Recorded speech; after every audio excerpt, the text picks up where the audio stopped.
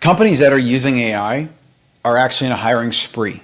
This is counter to what everybody was saying, because every time a new technology comes out, it's doom and gloom. It's going to change the world. We're all going to lose our jobs. The world's ending. But guess what? Every single time transformational technology benefits the early adopters, changes the world for the better, and creates more prosperity and abundance for all. And that's what's happening with AI right now. And this is why I just hired 20 people this week, which hurting my brain a little bit, actually, because I have to figure out the org chart perfect and roles and outlines, and people need guidance, and that just comes with the territory.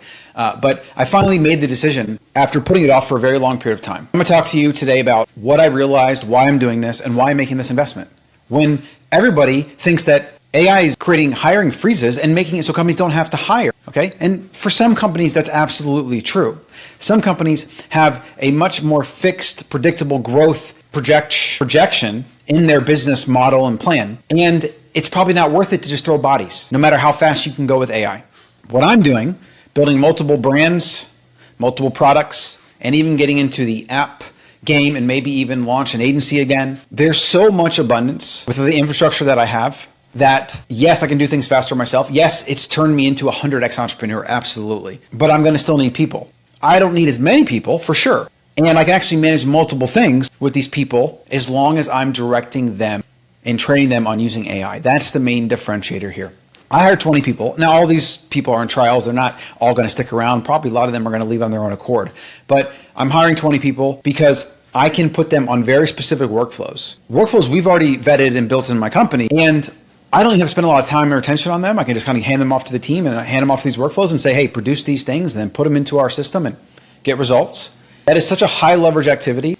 And it requires a fraction of what it used to require with training, recruiting, even just paying for very expensive talent too, right? Because now people, even if they have no AI capability whatsoever, can come into an organization, use these SOPs, these tools, and AI itself to become basically mutant employees, like superhuman, crazy effective, produce amazing results, democratize what it used to be only available to very high paid people.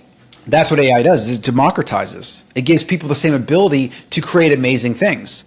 So people that are not paid as much can compete with people that historically have been paid a lot. So I'm going offshore to do this. And this has always been a thing. You've always been able to go offshore, and a lot of companies do that. But it's never been as close of an equation of whether it's even worth going domestic versus offshore as it is today. And that's thanks to AI. AI gives people the ability to do more, better, faster. And that's why I hired 20 people, is because I just realized, like, for the calculation of how much it costs to bring people on, and it comes with a lot of other expenses and management and headache, and like, there's a lot of things that you got to deal with for sure. But if I can get them on a couple workflows in the business to produce more of the things that we're doing, manage more of the things, create more listings, then we can actually manage a lot of things, and we can manage it effectively. So I thought, why go the hard, slow way? Why be limited by my time and energy, my team's time and energy, right? We're already doing things and building things. Why not just add people to build the other things faster and get everybody in the team to a place of most of the infrastructure is built, and now all we got to do is spend most of our time creating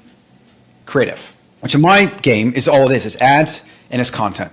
That's why people buy products online, and that's the main business I'm in, is in e-commerce. So if I can get people to just pump lots and lots of creative ads and content and landing pages and things like that, and emails, like, it's all in the creative bucket. If I can get people to produce more of that, and more customers come in as a result, and then we can produce more because those customers come in and spend money, and we can spend more time and energy and even hire more people and spend more AI tokens to produce more, we can go faster and we can do more at the same time.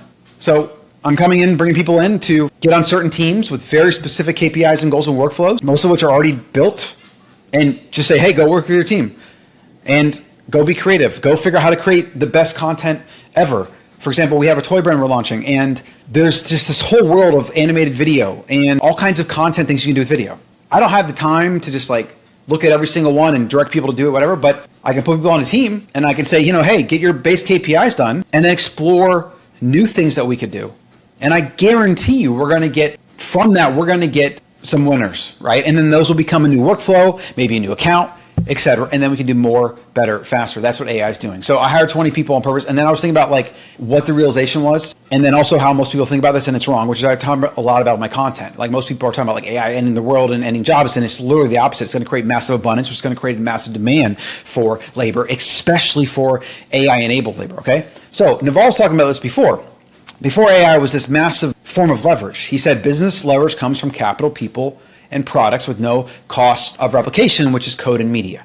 So he's basically saying capital, labor, code, and media are the ultimate forms of leverage. Now you add AI to this. You add AI to give you better decisions to allocate capital. You give AI to people to produce better results utilizing that capital, right? And then you use AI to write more and better code and audit it and create more and better media and audit it. And you just go on for there. So literally AI is an amplifier of every single one of the base forms of leverage.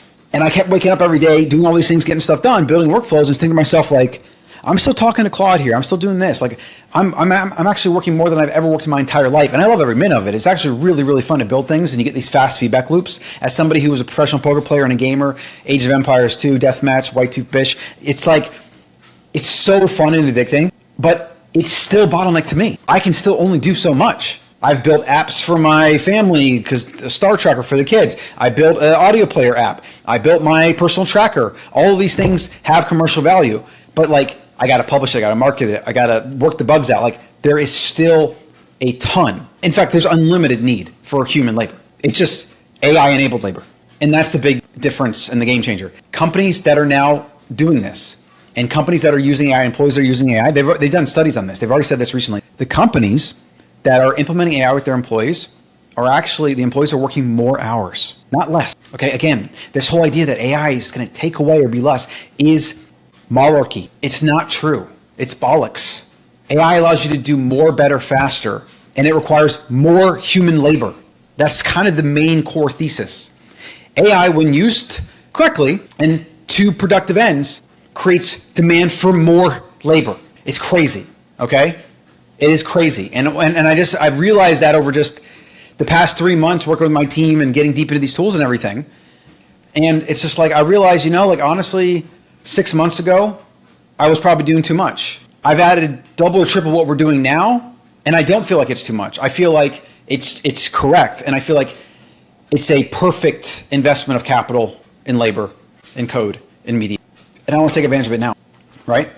This was a quote recently. This is something that I've been thinking about. I did this on a show yesterday with Brent. We were talking about this. I have this idea.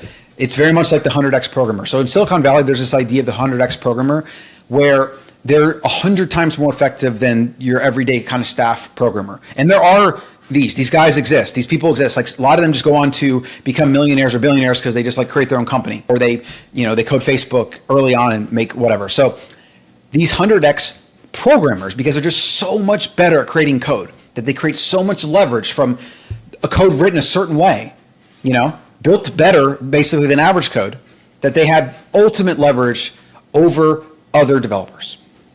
I believe now that AI entrepreneurs are the new 100X, at least those that are using AI are going to become the 100X entrepreneurs. The ability for us to do more, better, faster, and to allocate capital more effectively and better and faster, and to create content and media more, better, faster is unlimited. In fact, more, better, faster. AI is going to make people that use it 100 times. They're going to become 100X entrepreneurs, creators, employees. It doesn't matter.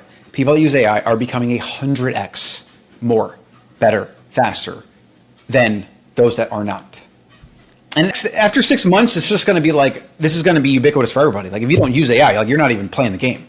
All right, you don't have a job, you're not producing anything. It's just going to become something you have to do, right? But for a period of time, there's a massive advantage that you can get if you get in early and you take advantage. And that's what everything that I'm telling people to do in my content. You can get my Substack, betterhumans.substack.com, to help you do that, as well as subscribe here and follow me on socials, obviously.